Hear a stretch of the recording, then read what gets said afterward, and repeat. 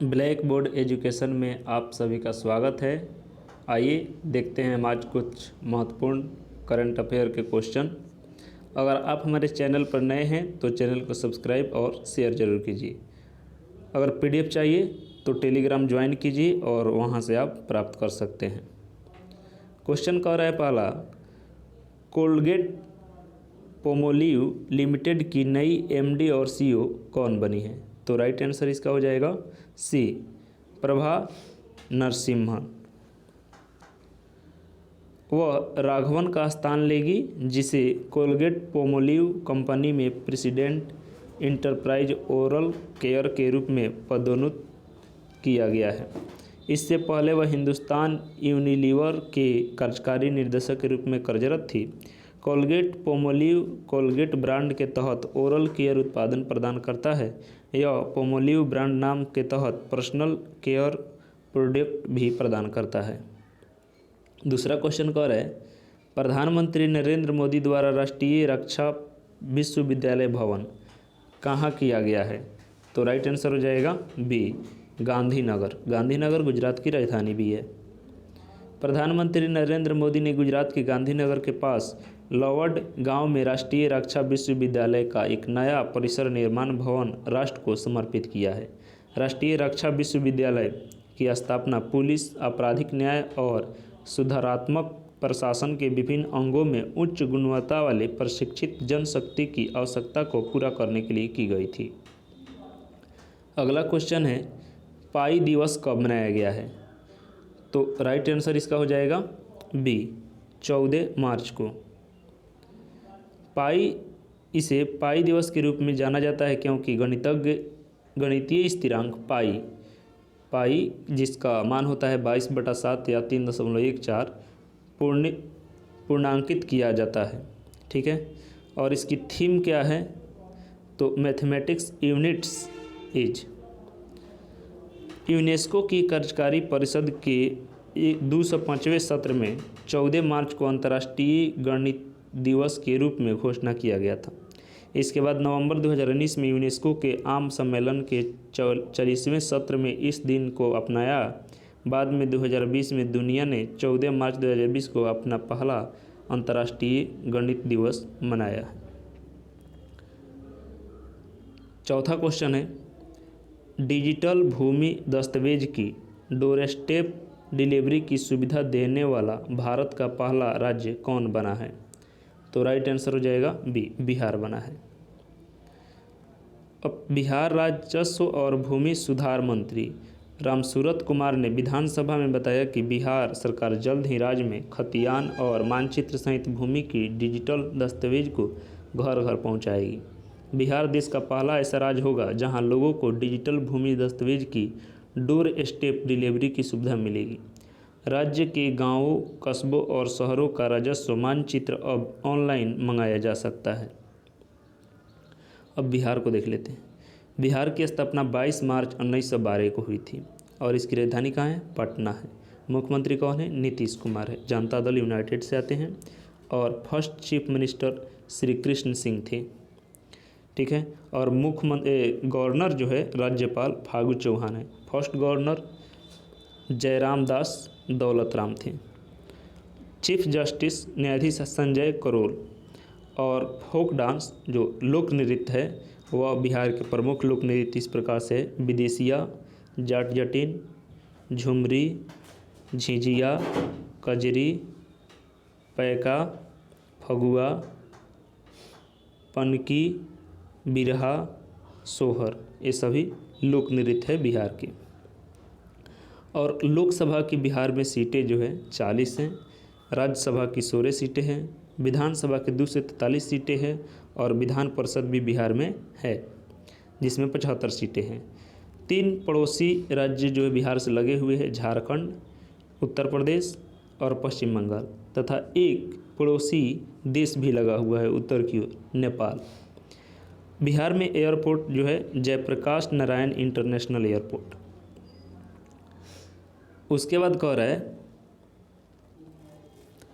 किसने संभव और स्वावलंबन पहल शुरू की है?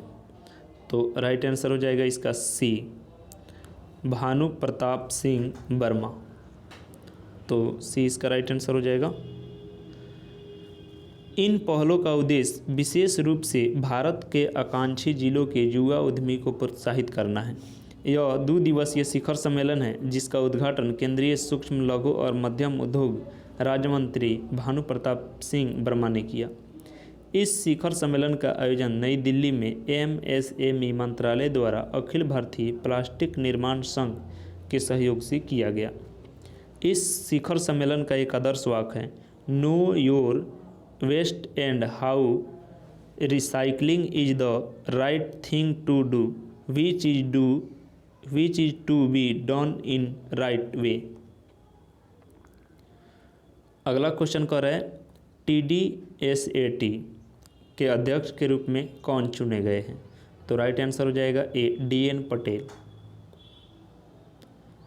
केंद्र सरकार ने दूरसंचार विवाद निपटान और अपीलीय न्यायाधिकरण के अध्यक्ष के रूप में दिल्ली उच्च न्यायालय के मुख्य न्यायाधीश न्यायमूर्ति धीरू भाई नरन भाई पटेल को अर्थात DN पटेल को नियुक्त किया है। उन्हें 7 जून 2019 को दिल्ली उच्च न्यायालय के मुख्य न्यायाधीश के रूप में नियुक्त किया गया था और अब उन्हें 12 मार्च 2022 को उसकी सेवानिवृत्ति से कुछ दिन पहले TDSAT का अध्यक्ष बनाया गया है। अगला क्वेश्चन है, कह रहा है किस प्रसिद्ध गोल्फर को औपचारिक रूप से world golf hall of fame में शामिल किया गया है? तो राइट आंसर हो जाएगा सी, टाइगर वुड्स। प्रसिद्ध गोल्फर टाइगर वुड्स को औपचारिक रूप से वर्ल्ड गोल्फ ऑफ फेम में शामिल किया गया है। अपनी करियर के दौरान वुड्स ने कई गोल्फिंग रिकॉर्ड तोड़े हैं और खुद को यकीनन अब तक के सबसे महान गोल्फर के रूप में स्थापित किया है। इसके बाद 8वां क्वेश्चन कह रहा है, शिक्षा मंत्रालय ने किसके सहयोग से कन्या शिक्षा प्रवेश उत्सव अभियान लॉन्च किया है? तो राइट आंसर हो जाएगा ए, यूनिसेफ। यह अभियान अंतर्राष्ट्रीय महिला दिवस 8 मार्च को जो मनाएगा उसकी पूर्व संध्या पर महिला और बाल विकास मंत्रालय द्वारा शिक्षा मंत्रालय और संयुक्त राष्ट्र बाल कोष के सहयोग से शुरू किया गया था। कन्या शिक्षा प्रवेश उत्सव स्कूल ना जाने वाली भारतीय लड़कियों और औपचारिक शिक्षा और कौशल प्रणाली में वापस लाने का एक अभियान है। 9वां क्वेश्चन कह रहा है, किसने छात्रों के लिए युवा वैज्ञानिक कार्यक्रम युविका आयोजित किया है? तो राइट आंसर हो जाएगा ए, इसरो ने किया है। भारतीय अंतरिक्ष अनुसंधान संगठन इसरो स्कूली बच्चों के लिए युवा विज्ञानी कार्यक्रम या यंग साइंटिस्ट कार्यक्रम नामक एक विशेष कार्यक्रम का आयोजन कर रहा है। इसरो युवा वैज्ञानिक कार्यक्रम एक आवासीय कार्यक्रम है और 16 मई 2022 से 28 मई 2022 तक गर्मी की छुट्टी के दौरान 2 सप्ताह तक चलेगा। कार्यक्रम के लिए देश भर से कुल 150 छात्र कक्षाएं 9 छात्रों का चयन किया जाएगा। इसरो जो है इसका पूरा नाम होता है इंडियन स्पेस रिसर्च ऑर्गेनाइजेशन, ठीक है।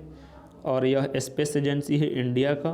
इसका हेडक्वार्टर बेंगलुरु में है जो कर्नाटक में है। इसकी स्थापना 15 अगस्त 1969 को हुई थी और फाउंडर जो थे विक्रम साराभाई थे और प्रेसिडेंट एस सोमनाथ है और फर्स्ट चेयरमैन विक्रम साराभाई ही थे।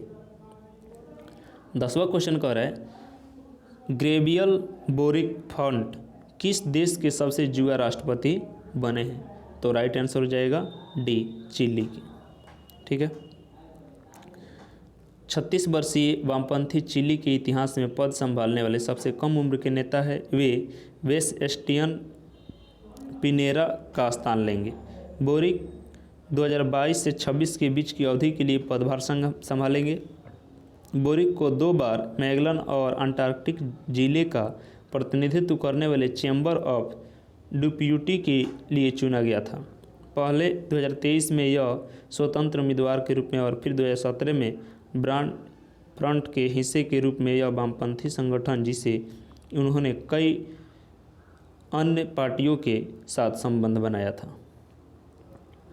अब कुछ महत्वपूर्ण क्वेश्चन कैटलीन नोवाक किस देश की पहली महिला राष्ट्रपति चुनी गई है?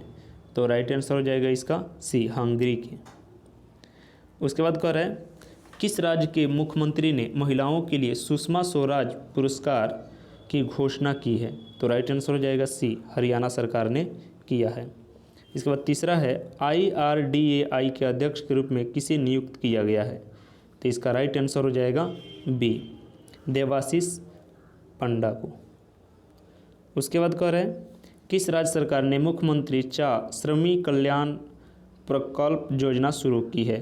तो इसका राइट आंसर हो जाएगा सी, त्रिपुरा ने किया है। मध्य प्रदेश के किस शहर में पहले ड्रोन स्कूल का उद्घाटन किया गया है? तो राइट आंसर हो जाएगा सी, ग्वालियर मध्य प्रदेश में है। किसने MSME आइडिया हैकथॉन 2022 की घोषणा की है? तो राइट आंसर हो जाएगा बी, नारायण राणे को। इसके बाद अगला क्वेश्चन है RBI ने किस पेमेंट बैंक को नए बैंक ग्राहकों के ऑन बोर्डिंग को रोकने के निर्देश दिए हैं? तो राइट आंसर हो जाएगा ए, पेटीएम पेमेंट बैंक। उसके बाद अगला क्वेश्चन है role of labour in India's development नामक पुस्तक किसने लॉन्च किया है? तो राइट आंसर हो जाएगा सी, भूपेंद्र यादव। इसके बाद कह रहा है चार धाम परियोजना समिति का नया अध्यक्ष किसे नियुक्त किया गया है?